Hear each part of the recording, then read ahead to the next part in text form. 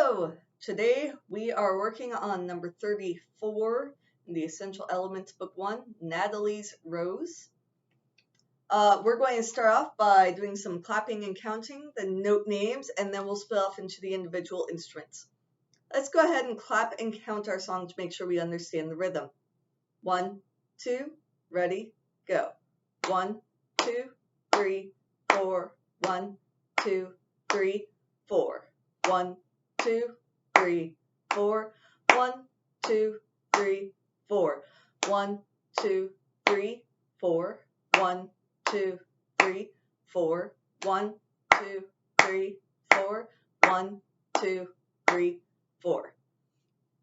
The first measure of the second line is a little tricky because that's the one that's different. The pattern seems to be 1, 2, 3, 4, 1, 2, 3, rest. That's what it does for the first two measures, the third and fourth measure, and the last two measures. But that one measure, the first measure in the second line, is slightly different. So don't let that one catch you off guard.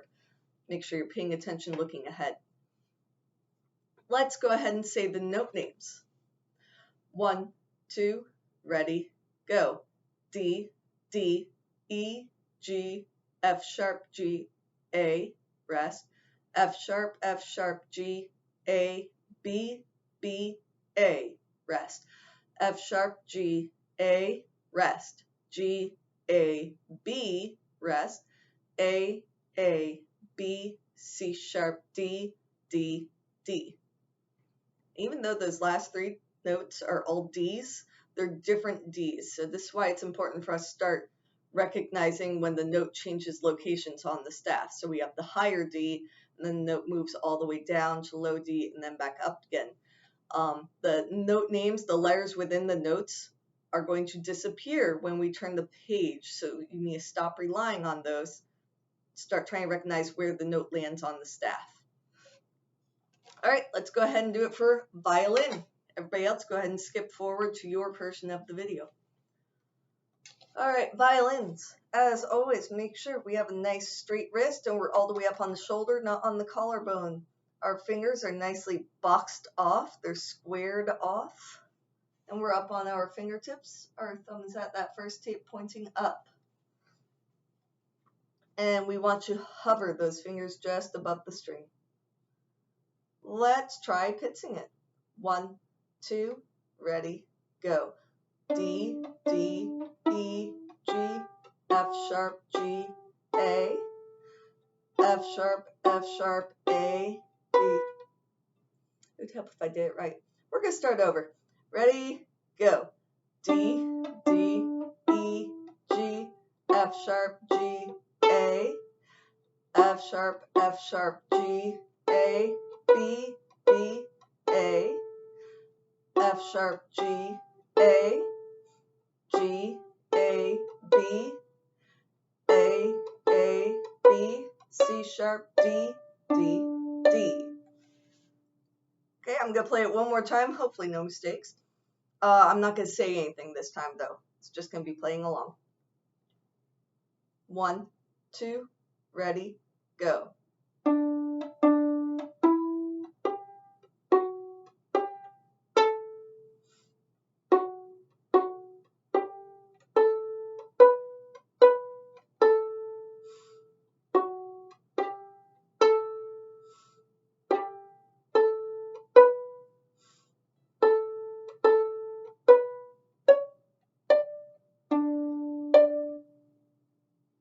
That's how you play it on violin.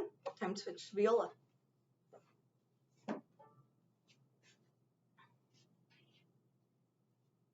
All right, violas.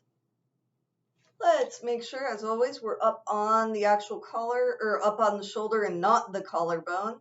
We have a nice straight wrist, and our fingers are squared off. We have nicely boxed fingers, and we're up our fingertips on the strings. We want to start with our fingers hovering just over the string because our first note is open D. Remember, we don't want our fingers flying up like that. Let's go ahead and play it. 1, 2, ready, go. D, D, E, G, F sharp, G, A, F sharp, G, A, B, B, A, F sharp, G, A, G, A, B, A, B, C sharp, D, D, D. And remember, even though those last three notes are all D, we need to make sure we're starting to learn when the note changes from high to low. So it's all D, but you can see the note head is higher for the first one, lower for the second one for your open D, and then higher again for the high D. When we turn the page, those note names in the note heads are going to disappear. So we need to stop relying on those to tell us what note we're playing, and we need to start actually reading where the note head is landing on our staff. I'm going to play it one more time. This time I'm not going to say anything though. You're just going to play along. 1, 2, ready, go.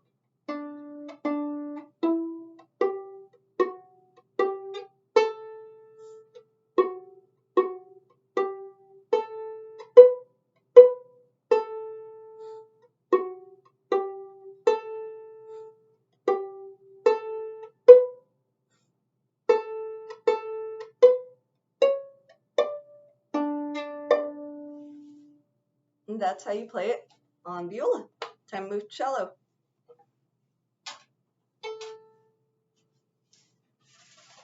Get my stool out that the cello sits on. So I can remain standing for our video. I could scoot a little bit closer though. There we go. Now you can actually see my hand. Alright, cello players. As always, we want to make sure that we have the cello at a good angle. The C peg should be coming just behind our ear area, not necessarily touching our head, but probably in your hair if you have longer hair. We want to get that elbow up, a nice C shape in our hand. And this song starts on open D, so we're going to hover our fingers just above the string with our thumb directly in the back across from the middle finger.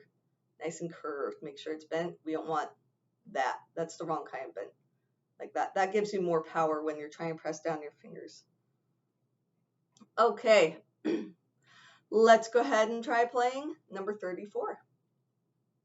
1, 2, ready, and D, D, E, G, F sharp, G, A, rest, F sharp, G, A, B, B, A, F sharp, G, A, rest, G, A, B, rest, A, B, C sharp, D, D, D.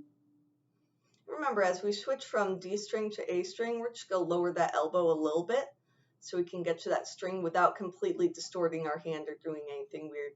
It's also okay if during rest or if you look ahead a few notes, it's okay to glance down at your hand to make sure your fingers are still landing in the correct location. That is totally acceptable. I'm going to play it one more time. This time I'm not going to say anything. You're just going to play along. 1, 2, ready, go.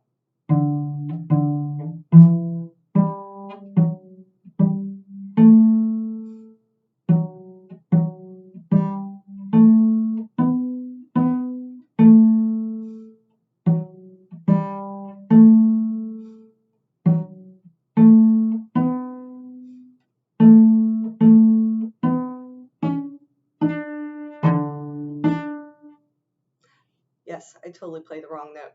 My fault. I'm going to play it one more time because I messed up. I want to make sure you have a good example. Is in the second measure of the second line, I played an F sharp instead of a G. My brain went to violin mode and only put down 3 fingers. So I'll play it one more time. 1, 2, ready, go.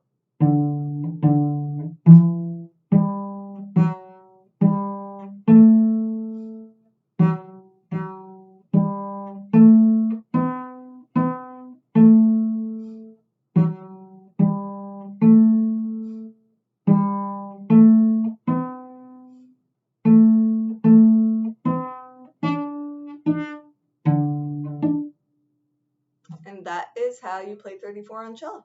Moving on to bass.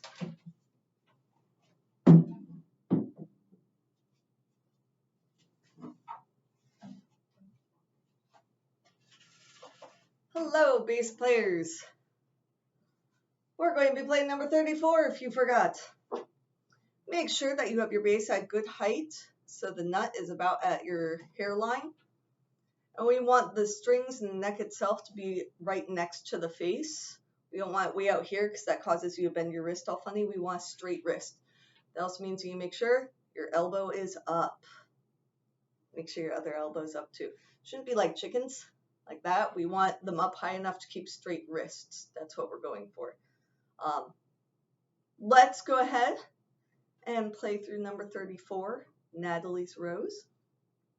We want to make sure we're hovering our fingers over the tapes for these first notes because we want to be prepared to put our fingers down once we start playing. I have to fix my end pin because it's falling right now. Sorry about that. There we go. All right.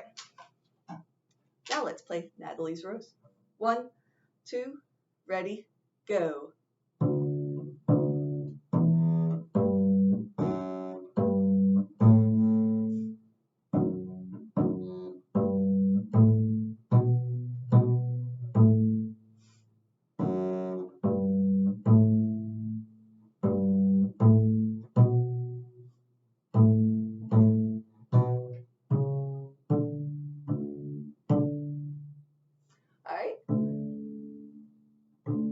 There we go. I'm going to play it one more time for you. I'm going to play it one more time. 1, 2, ready, go.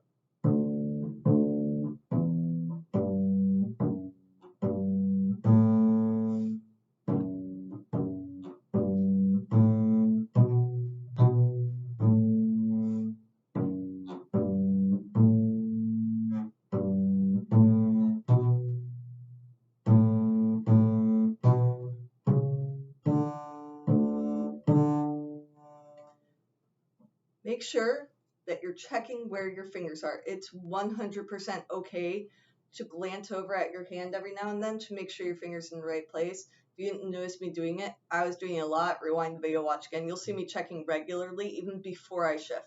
And then especially when it's time for me to shift, A, B. As I go to play that B, I've already looked ahead. I know what 2 notes are coming next for sure. So I'm looking over as I start to play the B. I'm watching my hand, making sure I'm getting the shift correct, playing the C sharp, looking up as I'm starting to play the D so I can start looking at the notes again. So we end up with